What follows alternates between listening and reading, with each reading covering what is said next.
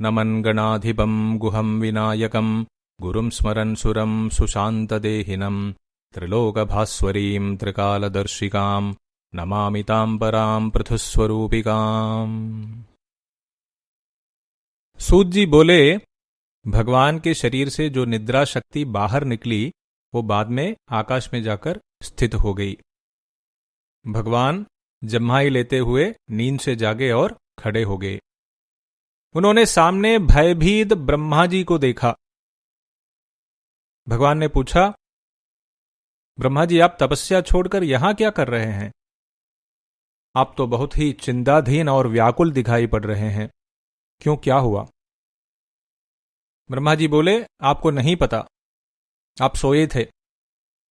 उस समय आपके कान के मैल से दो दानव निकल कर आए। उनका नाम है मधु और कैटभ। उनके डर से ही मैं तपस्या छोड़कर यहां आपके पास आया हूं। मेरी रक्षा कीजिए।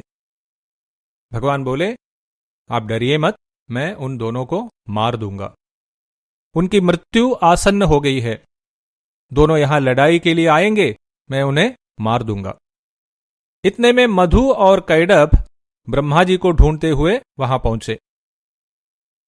उन्होंने ब्रह्मा जी को ललकारा, भागकर यहां आकर छिपे हो, आओ हमसे लड़ो। ये जो भी है, जितना भी बड़ा है, इसके सामने ही तुम्हें खत्म कर देते हैं। उसके बाद ये जो नाग के ऊपर सोने वाला यहां खड़ा है ना, उसे भी हम मारने वाले हैं। या तो हमसे लड़ो या हमारा नौकर बन जाओ। तब भगवान विष्णु ने उन दोनों से कहा, अगर तुम दोनों को लड़ने की इतनी इच्छा है, अपने आप को बहुत बड़े योद्धा समझते हो, तो आओ हमारे साथ लड़ो। तुम्हारे इस घमंड को मैं खत्म कर देता हूं। इस बात को सुनते ही दोनों की आंखें क्रोध से लाल हो गई और वे लड़ने के लिए तैयार हो गए। पहले मधु आगे बढ़ा और कैटभ वहीं खड़ा रहा। जब मधु भगवान से लड़कर थक गया तो वो पीछे गया और कैटभ आगे आया। इस प्रकार बारी बारी से दोनों भगवान के साथ लड़े।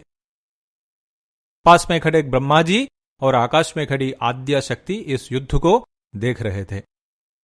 5000 वर्ष बीते। दानव नहीं थके, लेकिन भगवान के बल में थोड़ी सी ग्लानि होने लगी। भगवान सोचने लगे, 5000 वर्षों से लड़ रहा हूं इनके साथ, ये तो अभी भी चुस्त दिखाई पड़ रहे हैं और मैं यहां थक गया हूं। ये क्या हो रहा है? मेरा बल कहां चला गया? ये दोनों अभी भी बलवान क्यों हैं? मेरा शौर्य कहां चला गया?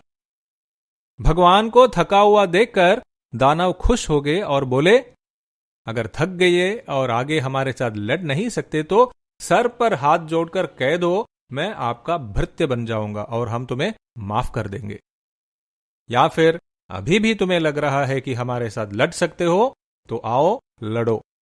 हम तुम्हें भी मार देंगे और इसको भी, जिसका 4 सर है।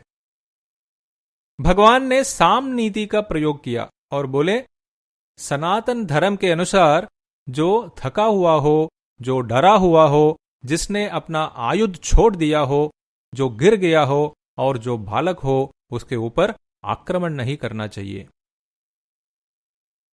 यहां मैं 5000 वर्षों से तुम दोनों के साथ अकेले लड़ रहा हूं और तुम दोनों बारी बारी से आराम भी कर लेते हो। मुझे इस बीच बिल्कुल आराम नहीं मिला है। मुझे थोड़ी देर आराम करने दो, उसके बाद फिर लड़ेंगे। युद्ध की नीति यही है। ये सुनकर दानव भी थोड़ी दूर जाकर आराम करने लगे।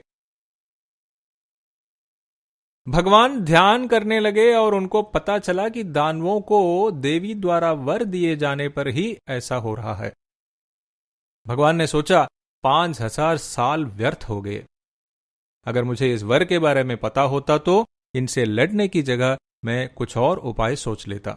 अब क्या करें? अगर मैं युद्ध नहीं करूंगा तो ये दोनों यहां से हटेंगे कैसे? वैसे भी ये दोनों सबको पीड़ा देते ही रहते हैं।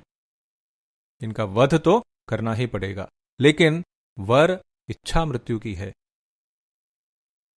तीव्र रोग से पीड़ित हुआ व्यक्ति भी नहीं चाहता कि मैं मर जाऊं, और ये बलवान मदोन्मत्त दानव क्यों अपनी मृत्यु चाहेंगे।